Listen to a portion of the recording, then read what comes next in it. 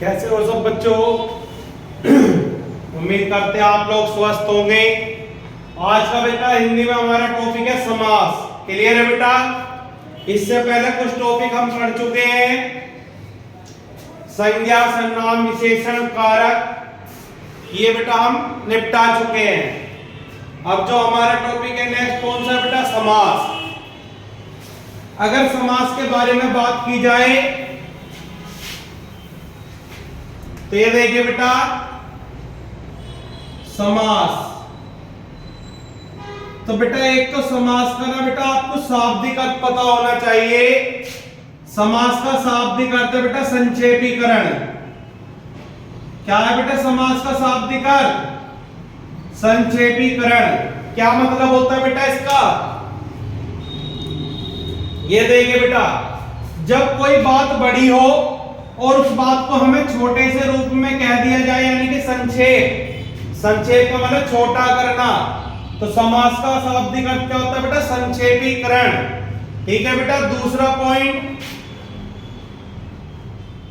समास के अंदर कितने पद होते हैं? तो समास के अंदर बेटा दो पद होते हैं। कितने पद होते हैं? दो पद होते हैं। पहला पद कहलाता है बेटा पूर्व पद और दूसरा कहलाता है बेटा उत्तर पद।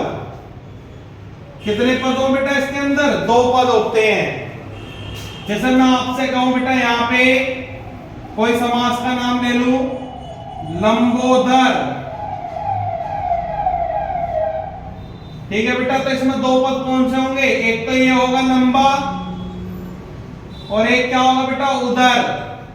ये पूर्व पद है और ये क्या है बेटा? उत्तर पद है। कितने पद होते हैं बेटा? इसमें दो पद होते हैं, पूर्व पद और उत्तर पद। क्लियर है? पूर्व मतलब पहला, उत्तर मतलब बाद। तो ये पहला पद होगा किसी समाज में और ये बाद वाला पद होगा। क्लियर है? इसके बाद नेक्स्ट पॉइंट पढ़ना है हमें समास के प्रकार। तो समास कितने प्रकार का होता है बेटा? समास 6 प्रकार के होते हैं। कितने प्रकार के होते हैं बेटा? 6 प्रकार के होते हैं। देखिए,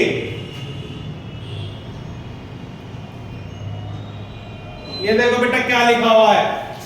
समास जब दो शब्दों के बीच विभक्ति का लोप कर जो छोटा रूप बनता है, तो संक्षेप का मतलब क्या बेटा? छोटा करना, उसे समास या समस्त पद कहते हैं। जैसे रसोई के लिए घर। देखो इस लाइन में और इसमें देखो, ये बात बड़ी है और इस बात को हमने छोटे से में कह दिया कि रसोई के लिए घर का मतलब क्या है? रसोई घर। तो ये क्या है बेटा? समास है। समास मतलब सम प्लस आस। सम का अर्थ होता है बेटा पास, आस का मतलब बैठाना। क्लियर है?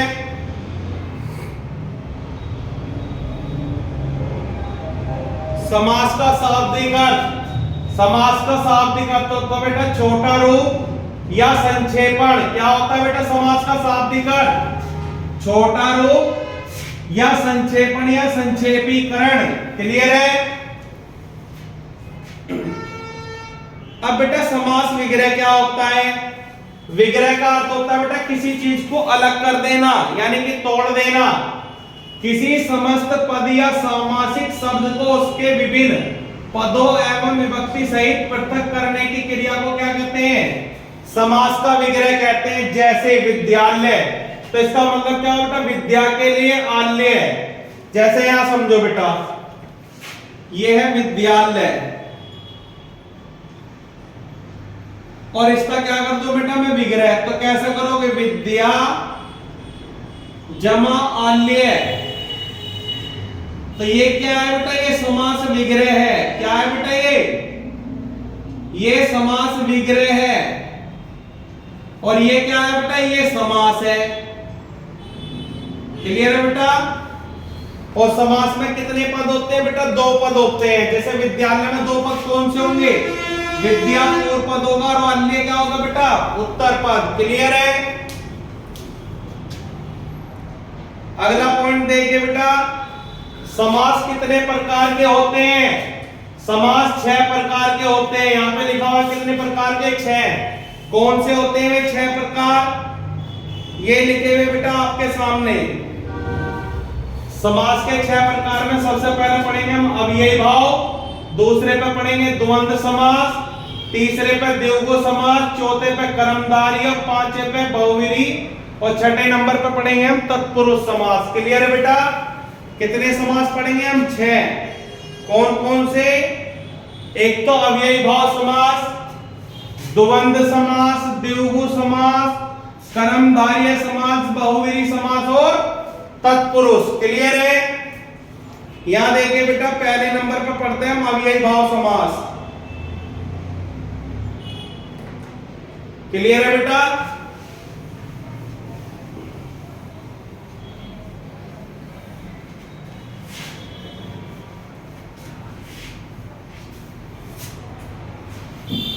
पहले नंबर पे क्या लिखा हुआ है बेटा? अव्ययी भाव समास। क्लियर है? अब अव्ययी भाव समास क्या होता है ये देखिए बेटा। जिस समास का पहला पद प्रधान होता है, किसी भी समास का 2 पद होते हैं। कितने पद होते हैं बेटा? 2। तो अव्ययी भाव में कौन सा समास, अव्ययी भाव में कौन सा पद प्रधान हो? पहला पद क्या होता है बेटा? प्रधान होता है। पहला पद क्या होता है बेटा? प्रधान। यानी कि पहला पद कैसा होगा? अव्यय होगा। पहला पद कैसा होगा बेटा? अव्यय, यानी कि प्रधान। क्लियर है बेटा? पहला पद कैसा होगा अव्ययी भाव का? प्रधान होगा, यानी कि अव्यय। ध्यान रखना बेटा, एक बार आपसे पूछे कि अव्यय क्या होते हैं? जो शब्द के पहले लगते हैं, शब्द के पहले लगते हैं अव्यय। क्लियर है बेटा? दूसरी बात पढ़िए, अर्थात जिस समास का पहला पद अव्यय होने से समस्त पद अव्ययी भाव हो जाता है, उसे क्या कहते हैं? अव्ययी भाव समास। एक दूसरी बात बेटा ध्यान रखना, ये जो अव्यय होता है ना, अव्यय ये कभी भी चेंज नहीं होता किसी के भी अनुसार। जैसे लिख रहा अव्यय जो शब्द लिंग, वचन, कारक तथा काल के अनुसार परिवर्तन नहीं होते। ना तो ये लिंग के अनुसार बदलेगा, पुल्लिंग हो चाहे स्त्रीलिंग, उसके हिसाब से भी चेंज नहीं होने का। वचन चाहे एक वचन हो, द्विवचन हो, 2 वचन हो, उनके अनुसार भी चेंज नहीं होने का। किसी कारक के अकॉर्डिंग भी चेंज नहीं होने का।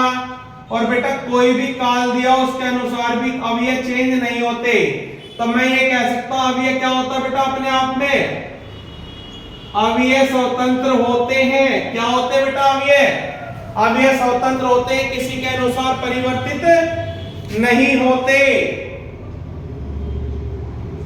अब बेटा मेन बात जो तुम्हें ध्यान रखनी है इस समास से, पहली बात कि पहला पद क्या होगा? इसमें प्रधान होगा, और वो किस रूप में होगा? अव्यय के रूप में, जो किसी के अकॉर्डिंग चेंज नहीं होगा।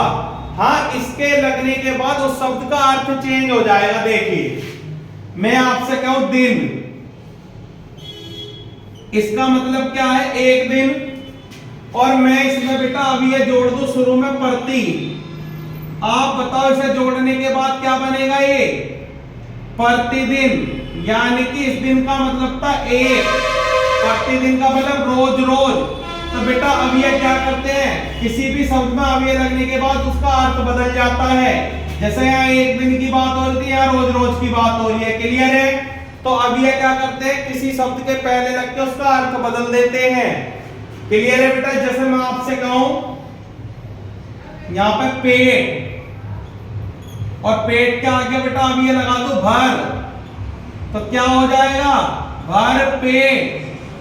जब तक ये लगा नहीं था तब तक स्थिति कैसे थी? पेट, केवल पेट खाली हो सकता है, और भर लगने के बाद उसकी स्थिति क्या है? बदल दी। तो अव्यय क्या होते हैं बेटा?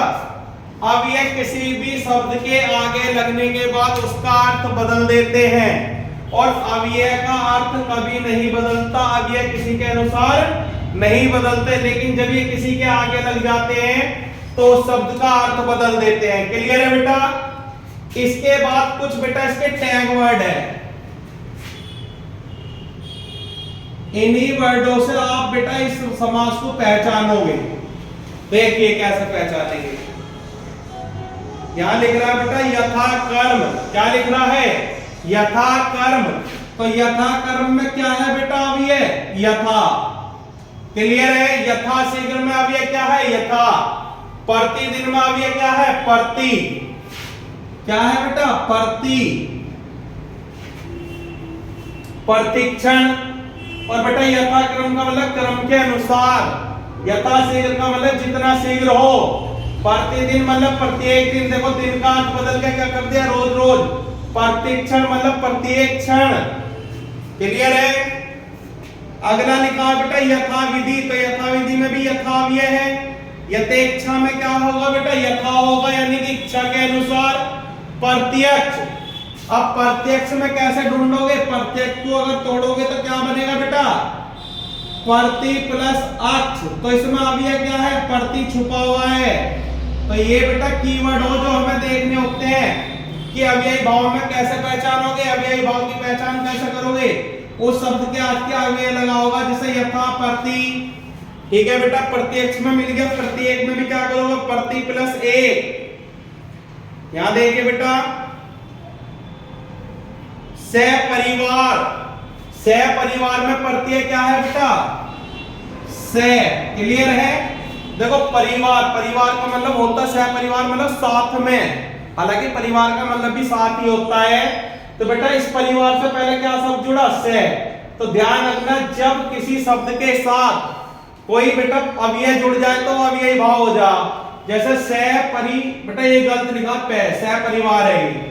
प्रत्युपकार। प्रत्युपकार को कैसे तोड़ोगे? प्रति प्लस उपकार। तो इसमें कौन सा अव्यय छुपा है बेटा? प्रति। प्रति यहां लगा हुआ है। प्रतिफल यथा।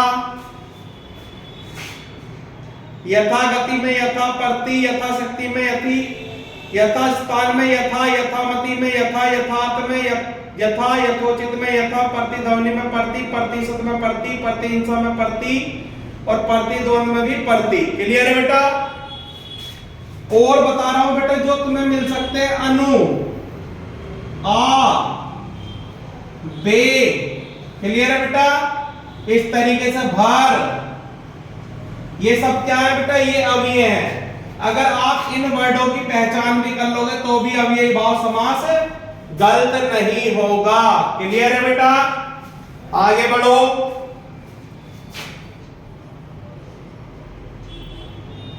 ये देखिए बेटा यहां पे लिखा हुआ है जिस समास का पहला पद यथा और प्रति से शुरू होता है उसमें सदैव क्या होता है? अव्ययी भाव। और बेटा मैंने यहाँ पे आपको सारे वर्ड बता दिए। यथा याद कर लो, प्रति याद कर लो, से याद कर लो, अनु याद कर लो, आ याद कर लो, बे याद कर लो और भर। क्लियर है बेटा? इसके बाद आगे देखो,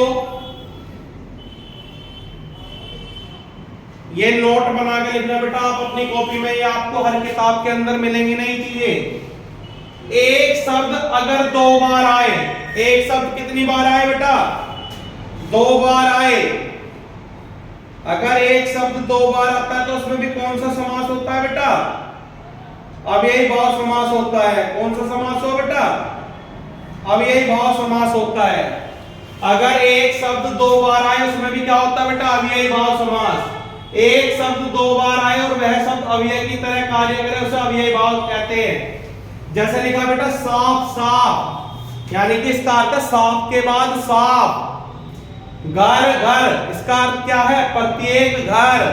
हाथों हाथ, एक हाथ से दूसरे हाथ तक, बीचों बीच, ठीक बीच में। तो तुम देखो बेटा दो शब्द एक साथ आ रहे हैं। यहाँ भी घर घर आ रहा है, यहाँ हाथों हाथ आ रहा, हाथ हाथ, बीच बीच। क्लियर है बेटा? कानो कान, सुना सुनी, घड़ी घड़ी, चला चली, एका एक, बार बार, कृता कृत्य, धड़ाधड़, पल पल, रातों रात, एक एक, भागम भाग, दिनानो दिन। तो बेटा क्या नोट करके लिखोगे समास में? और जब एक शब्द दो बार आए वहां भी कौन सा शब्द, कौन सा समास होगा बेटा? अव्ययी भाव समास। क्लियर है? नेक्स्ट देखिए बेटा,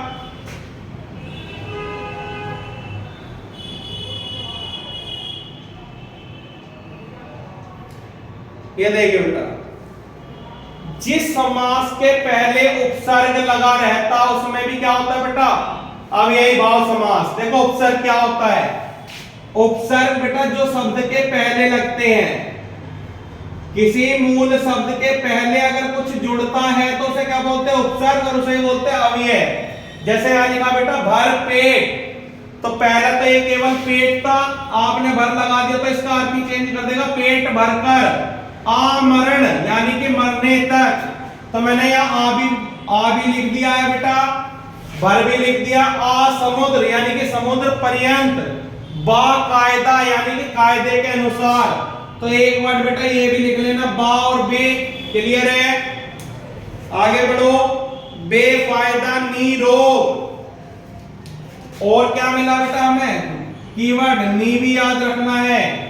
ठीक है बेटा। बेईमान यानी कि बिना ईमान के, आकंठ आ गया, सह परिवार में सह आ गया।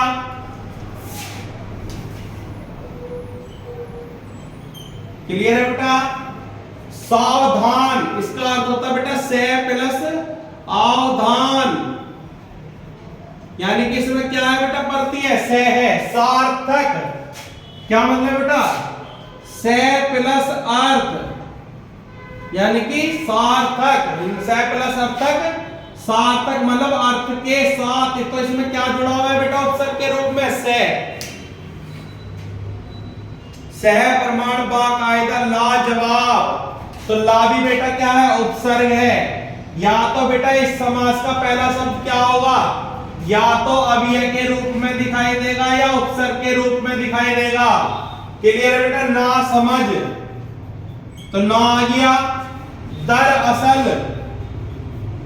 क्लियर है बेटा? उर्दू वाला उपसर्ग है। बेचैन यानी कि बेनी, सब कुछ क्या है बेटा? अव्यय के रूप में दिखाई दे रहे हैं। बेशक, निर्विकार, आपाद मस्तक, याव जीवन। क्लियर है बेटा? इस प्रकार से हमारा अव्ययी भाव समास खत्म होता है। क्या याद रखोगे बेटा? जब किसी मूल शब्द से पहले कोई उपसर्ग के रूप में जुड़ जाए, अव्यय के रूप में जुड़ जाए, जैसे यहां लिखा हुआ बा, यथा, प्रति, से, अनु, आ, बे, भर, ना, दर, ला, से, तो ये सब क्या है बेटा? ये अव्यय या उपसर्ग हो सकते हैं। और अव्ययी भाव समास की पहचान यही है कि किसी समास के पहले क्या लगा होता है बेटा? या तो अव्यय लगा होगा या उपसर्ग लगा होगा, जो उसका अर्थ ही बदल देंगे। क्लियर है? और अव्ययी भाव का कौन सा पद प्रधान होता है? पहला पद बेटा प्रधान होता है। क्लियर है बेटा? अव्ययी भाव समास।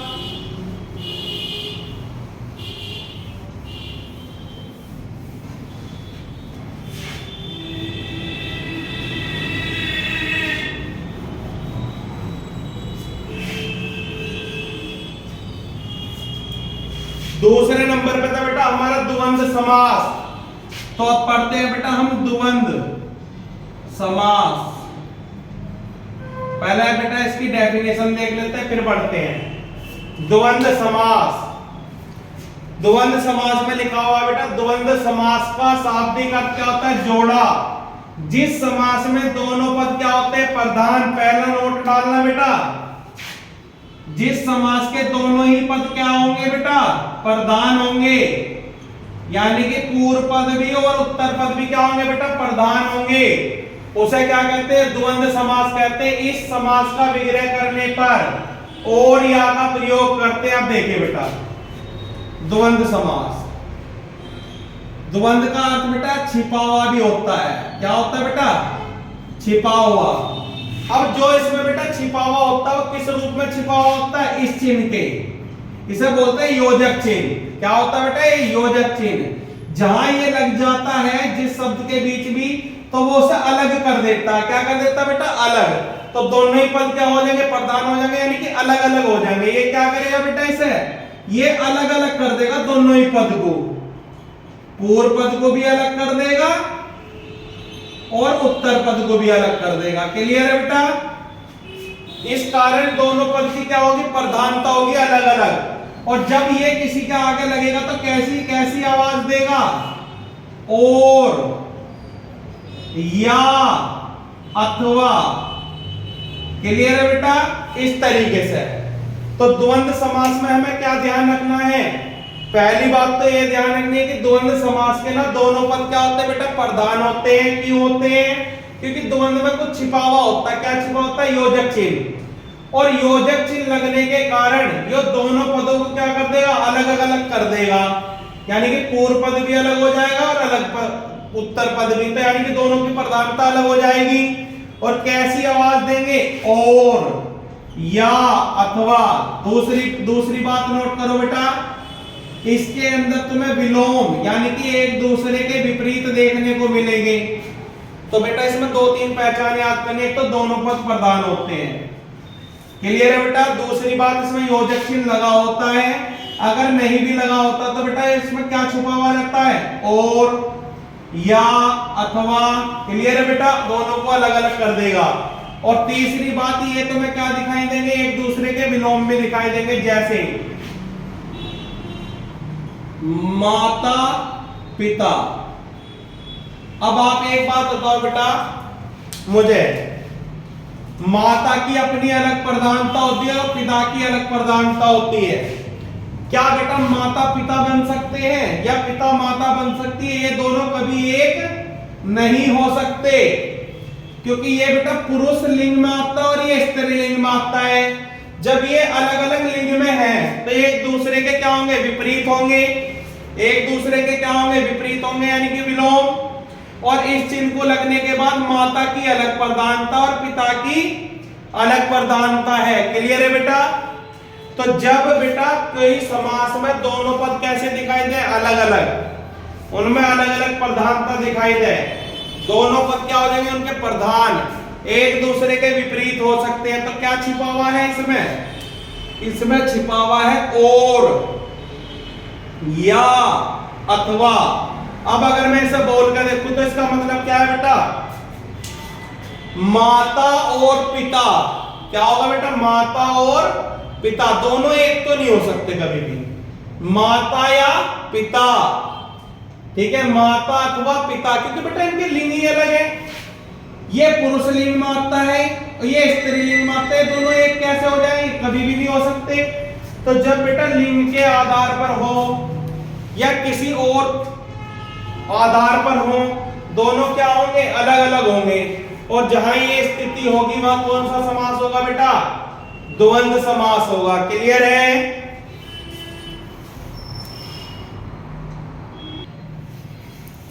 समझ में आई बेटा बात? अब देखिए,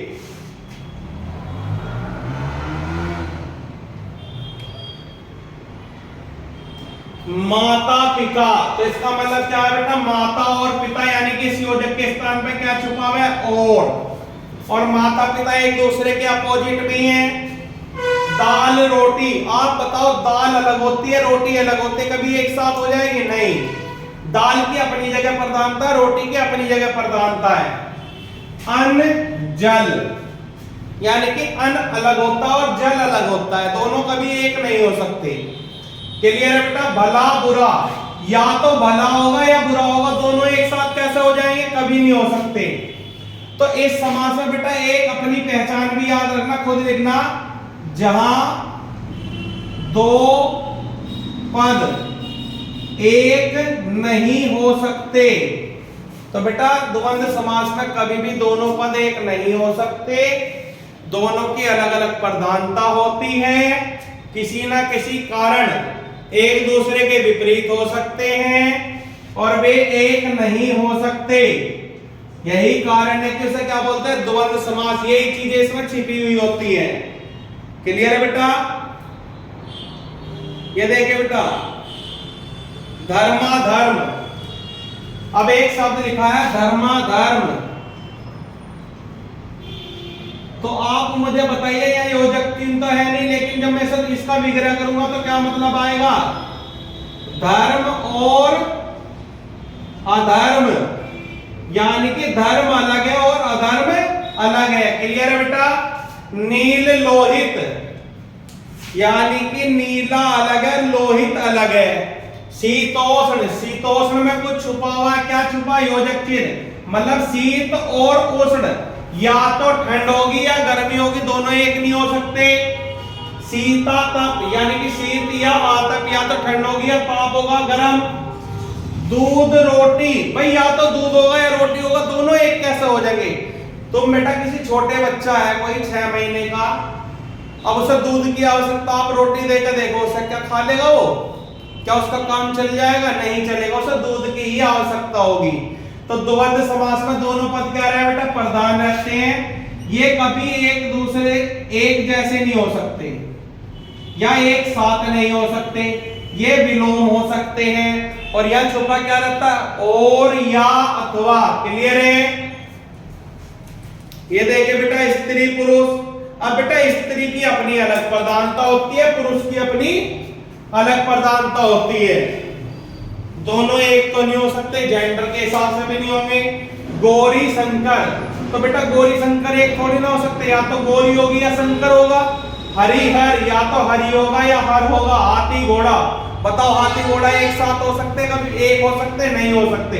हाथी की अपनी प्रधानता, घोड़े की अपनी प्रधानता। जो काम घोड़ा कर देगा वो हाथी नहीं कर सकता, जो हाथी कर देगा वो घोड़ा नहीं कर सकता। घोड़ा तेज दौड़ता, हाथी नहीं दौड़ सकता उसके हिसाब से। इसमें वजन ज्यादा होता है, इसमें कम होता है। क्लियर है बेटा? तो जहां दोनों की अपनी अपनी प्रधानता हो। सीता राम, तो बेटा इसका अर्थ है सीता और राम, या तो सीता होगी या राम होगा, दोनों एक नहीं हो सकते। हानि लाभ, या तो हानि होगी या लाभ होगा। भाई बहन, या तो भाई होगा या बहन होगा। और बेटा भाई की अपनी अलग जगह प्रधानता, बहन की अपनी जगह प्रधानता, और दोनों ही क्या है? विपरीत भी दिखाई दे रहे हैं, विलोम शब्द मिल जाते हैं इसमें। जलवायु, या तो जल होगा या वायु होगी। पान तंबाकू, या तो पान होगा या तंबाकू होगा। ये गलत लिखा हुआ, तंबाकू ऐसे नहीं लिखा जाता। ठीक है बेटा? कपड़े लत्ते, या तो कपड़े होंगे या लत्ते होंगे। राजा और प्रजा, या तो राजा होगा या प्रजा होगी। खरा खोटा, या तो खरा होगा या खोटा होगा। नर नारी, या तो नर होगा या नारी होगी। फल फूल, या तो फल होगा या फूल होगा। रुपया पैसा, या तो रुपया होगा या पैसा होगा। भूत प्रेत, या तो भूत होगा या प्रेत होगा। दाल भात, या तो दाल होंगे या चावल होंगे। शुभाशुभ, यहाँ योजक चिन्ह नहीं है, तो इसका अर्थ है शुभ और अशुभ, या तो शुभ होगा या अशुभ। बताओ दोनों चीज एक साथ तो नहीं हो सकती, दोनों कभी एक साथ नहीं हो सकते। तो यहाँ लिखा जहां दो पद एक साथ नहीं, मतलब दो पद एक नहीं हो सकते, ये विलोम के रूप में भी लिखे हो सकते हैं। और योजक चिन्ह में होगा तो इनके बीच में क्या छिपा हुआ होता? और या अथवा। दोनों पद क्या होते हैं बेटा? इसमें प्रधान होते हैं और एक जैसे नहीं हो सकते कभी भी, मतलब एक नहीं हो सकते। अब देखो बेटा, यदि पदों की संख्या 3 हो तो समास विग्रह किस प्रकार करेंगे? लाल बाल पाल, ये बेटा यहाँ आएगा, बाल पाल इधर आएगा। ठीक है बेटा? तो या तो लाल होगा या बाल होगा या पाल होगा, तीनों आदमी एक तो नहीं हो सकते। रोटी कपड़ा मकान, या तो रोटी होगी या कपड़ा होगा या मकान होगा। तन मन धन, या तन होगा मन होगा या धन होगा। हाथी घोड़ा पालकी, या तो हाथी होगा या घोड़ा होगा या पालकी होगा। तो जब भी बेटा 3 शब्द मिल जाए इसमें कौन सा समास होता है? द्वंद्व। क्लियर है बेटा? सुख दुख, या तो सुख होगा या दुख होगा। और ये देखो बेटा सारे क्या है? एक दूसरे के विपरीत है, यानी कि विलोम शब्द लिखे हुए। पाप पुण्य, राग विराग, आजकल, सुख दुख, भला बुरा, सत्य है सत्य है। तो विलोम शब्द भी क्या होते हैं बेटा? सारे द्वंद्व समास। क्लियर है बेटा?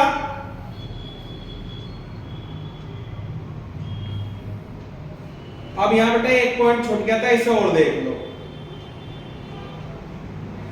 यहां लिखा हुआ है 1 से लेकर 9 तक सभी पूर्ण संख्याओं को छोड़ दे, तो जितनी भी अपूर्ण संख्याएं होती हैं उनमें कौन सा समास होता है बेटा? द्वंद्व। क्लियर है बेटा? आप बेटा 1 से लेकर 9 तक संख्याएं छोड़ दो, तो जितनी भी संख्याएं होती हैं इन्हें छोड़कर जितनी भी संख्याएं होती हैं उनमें कौन सा समास होता है? द्वंद्व। उसमें छुपा हुआ होता है बेटा क्या? और। जैसा लिखा 45, तो 45 का बेटा अगर हम विग्रह करें तो क्या निकलेगा? 40 और 5, तो क्या छुपा हुआ है बेटा? और इसी में क्या छुपे हुए होते हैं? और छुपा हुआ होता है, या छुपा होता है और अथवा छुपा होता है। 93, 90 और 3, 25 मतलब 20 और 5, 86 मतलब 80 और 6। क्लियर है बेटा? द्वंद्व समास समझ में आया? इसके बाद बेटा हम तीसरा समास पढ़ेंगे, उसका नाम होगा क्या? द्विगु समास। क्या होगा बेटा? द्विगु समास।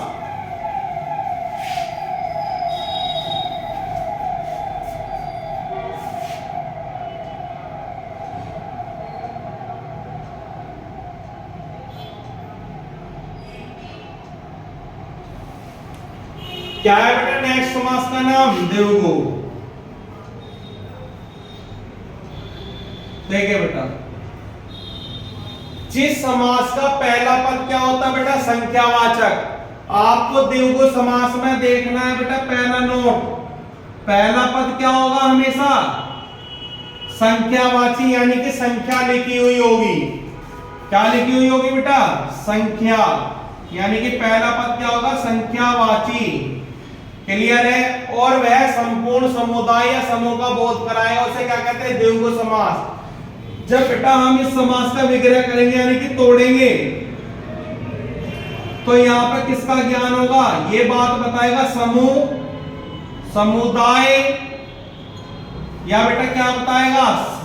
समाहार।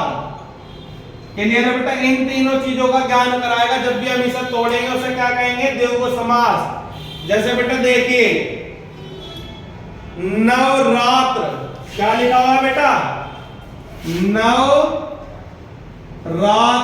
तो बेटा नव का मतलब 9, रात का मतलब रात्रि। जब मैं इसे तोड़ूंगा क्या बनेगा? 9 रात्रियों का समूह या 9 रात्रियों का समाहार। और द्विगु समास की पहचान क्या है कि यहां पर संख्या आपको लिखी हुई मिलेगी। सप्ताह, सप्ताह में लिख रहा सप्त, सप्त का अर्थ होता है बेटा 7, यानी कि 7 दिनों का समाहार। सप्त ऋषि, सप्त मतलब 7, 7 ऋषियों का समूह। शताब्दी मतलब 100 वर्षों का समूह। सत का मतलब होता 100, सत मतलब 100, शतक यानी कि 100 का समाहार। पंचवटी, किसी भी एग्जाम के लिए बेटा द्विगु समास का सबसे इंपॉर्टेंट एग्जाम्पल यही होता है, पंचवटी।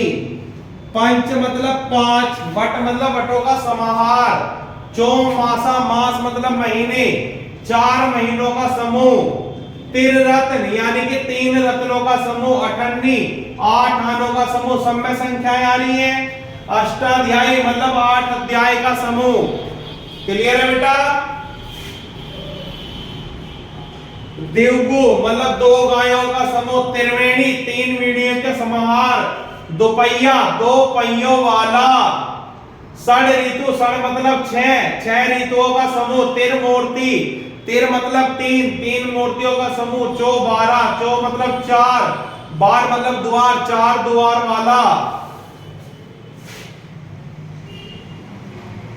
तिकोना, 3 कोने, 3 आगे बेटा संख्या। पंच मतलब 5, चतुर मतलब 4, युग मतलब 4 युगों का समूह। पंचतंत्र, पंच मतलब 5, तंत्र मतलब तंत्रों का समूह। चौराहा मतलब चौ मतलब 4, राह मतलब रास्ते, 4 रास्तों का समूह। क्लियर बेटा? त्रिभुवन, तिर का मतलब 3, नव का मतलब 9, तिर मतलब 3। दोपहर, 2 मतलब 2, यानी कि 2 पहरों का समूह। सत सही, 702 का समूह। सत मतलब 7, सही मतलब 100। नवरत्न, 9 रत्नों का समूह। तिरंगा, 3 रंगों का समूह। चतुर्भुज, 4 भुजाओं का समूह। दुवै मातुर, 2 माताएं हैं जिसकी। तो बेटा ध्यान रखना, द्विगु समास में पहला शब्द हमेशा क्या होगा? संख्यावाची। याद रहेगा बेटा? और जब हम इसका विग्रह करेंगे, मतलब इसे तोड़ेंगे, अलग अलग करेंगे 2 पद में, तो हमेशा आवाज किसकी आएगी? या तो समूह की, या समुदाय की, या समाहार की। क्लियर है?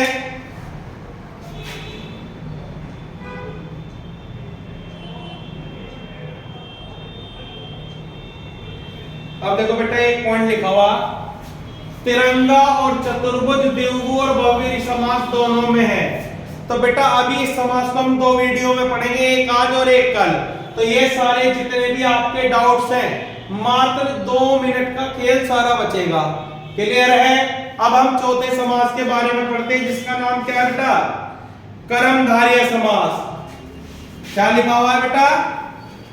कर्मधारय समास।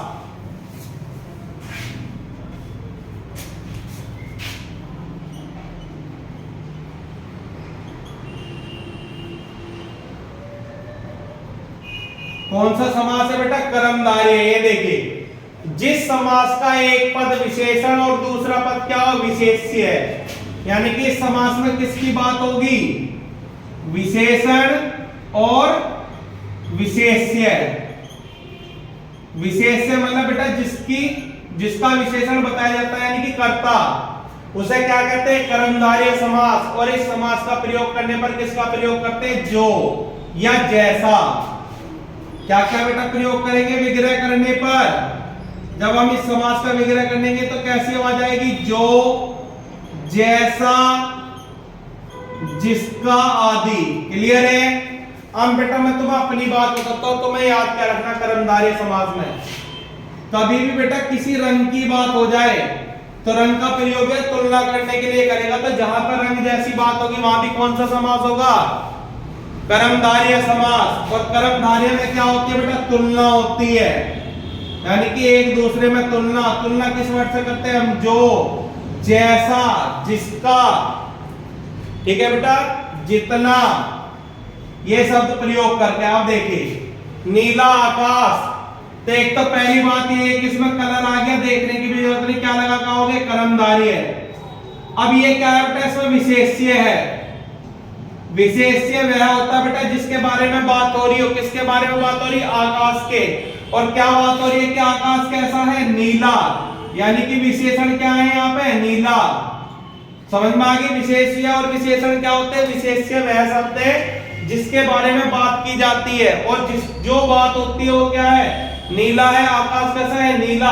तो आकाश के बारे में क्या विशेषण बता रहा है कि जो है नीला है। क्लियर है बेटा? एक तो ये बात ध्यान रखना, अगर कहीं रंग लिखा हुआ है तो आप समझ जाना कि बेटा तुलना होगी, और यहाँ कौन सा समास होगा, कर्मधारय है। दूसरी बात, तुलना किस वर्ड से करोगे, जो, जैसा, जिसका, जितना। अब देखिए, नील गाय, कलर आ गया बेटा, रंग का नाम आ गया तो देखना भी नहीं है। और मतलब क्या है, नीली है जो गाय, यानी कि गाय का जो विशेषण है कैसा है, नीला। महात्मा, महात्मा।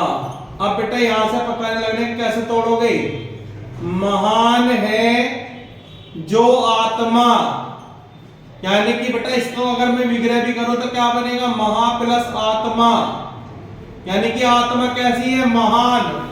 तो महान शब्द क्या है बेटा, तुलना के लिए प्रयोग करा, महर्षि। महान है जो ऋषि, ऋषि की तुलना कैसे करी, महान से। मंद बुद्धि, यानी कि बुद्धि कैसी है, मंद, यानी कि तुलना कर रही हो, ज्यादा भी हो सकता है, कम भी हो सकती है। घन श्याम, यानी कि घन जैसा, श्याम, श्याम की तुलना घन जैसे से करी। पीतांबर, अंबर, अंबर मतलब वस्त्र, वस्त्र उसके कैसे, पीत मतलब पीले कलर की बात होगी, रंग की बात होगी तो बेटा तुलना। रक्तांबर, अंबर मतलब वस्त्र, और वस्त्र किस रंग के, रक्त के रंग के, यानी कि रक्त का रंग कैसा हो, लाल। तो जब भी बेटा रंग आ जाए तो क्या है, तुलना होगी। क्लियर है? परमाणु मतलब बेटा परम है जो अणु। परम किसके लिए होता है बेटा, परम तुलना के लिए प्रयोग करते हैं बेटा जब हम किसी की अवस्था को ना श्रेष्ठ की ओर ले जाए, बढ़ा दे बहुत ज्यादा। तो परम अणु। महाराजा मतलब महान है जो राजा, राजा कैसा है, महान। तुलना, महाभोज यानी कि महान है जो भोज, भोज क्या है, महान यानी कि तुलना। महादेवी यानी कि महान है जो देवी, देवी कैसी है, महान है, तुलना। श्वेतांबर यानी कि यहाँ पे क्या आ गया, श्वेत मतलब सफेद, और सफेद क्या करेगा बेटा, तुलना कर देगा। वीर बाला, बाला कैसी है, वीर, वीर शब्द के लिए किसके लिए प्रयोग होता है, वीर का है, तुलना के लिए। महाकाव्य, काव्य कैसा है बेटा, महान। प्रिय जन, जन मतलब लोग, लोग कैसे, प्रिय, यानी कि तुलना कर रहा है कि प्रिय है। वो बुरे भी बता सकता था बेटा, बुरा भी तुलना ही होता है, अच्छा भी तुलना ही होता है, बेकार भी तुलना। अंधकूप, कूप कैसा है बेटा, अंधा, यानी कि उसकी तुलना कैसे करी, अंधे से। सुपुरुष मतलब सु मतलब अच्छा, सु मतलब अच्छा, यानी कि पुरुष की तुलना कैसे करा कि पुरुष अच्छा है। तो ये सब क्या है बेटा, तुलना के लिए प्रयोग होते हैं। महान, प्रिय, अच्छा, बेकार, और जितने भी रंग होते हैं सब तुलना के लिए। ठीक है बेटा। नील रत्न, कलर आ गया नीला, छोड़ दो सब कायम आएंगे। कर्मधारय में नील कमल, यानी कि नीला है जो कमल की तुलना किससे करा, नीले रंग से। उच्च शिखर, ऊंचा, नीचा, ये सब किसके लिए प्रयोग होते हैं बेटा, तुलना के लिए। महाजन, महान, काली है जो मिर्च, मिर्च कैसी काली, रंग आ गया। अधमरा, मरा है जो आधा, यानी कि जो मर रहा है उसकी तुलना कैसे करी, आधे से, कि अभी आधा ही मरा, पूरा भी बता सकता था, तुलना के लिए। महान, काला आ गया रंग। दुष्चरित्र, अब बेटा जिसके चरित्र के बारे में बात कर रहा है वो कैसा है, बुरा, यानी कि उसकी तुलना किससे कर दी, चरित्र की, कि जिसका चरित्र बुरा है। अच्छा भी बता सकता था बेटा, अच्छा बुरा तुलना के लिए प्रयोग होते हैं। भला यानी कि भला है जो मानस, क्लियर है बेटा। भला बुरा भी तुलना के लिए। वज्र देह यानी कि इसका शरीर कैसा है, वज्र के समान है, तुलना कर दी, क्लियर है बेटा। मुख चंद्र, देखो किसी के मुंह की बात कैसी बता दी कि इसका मुख चंद्रमा के समान है, यानी कि तुलना कर रहा है चंद्रमा से। भव सागर क्रोधाग्नि, क्रोधाग्नि मतलब क्रोध रूपी अग्नि। अग्नि का रूप कैसा है, क्रोध, यानी कि तुलना कर दी कि अग्नि जो है क्रोध रूप में है, क्लियर है बेटा।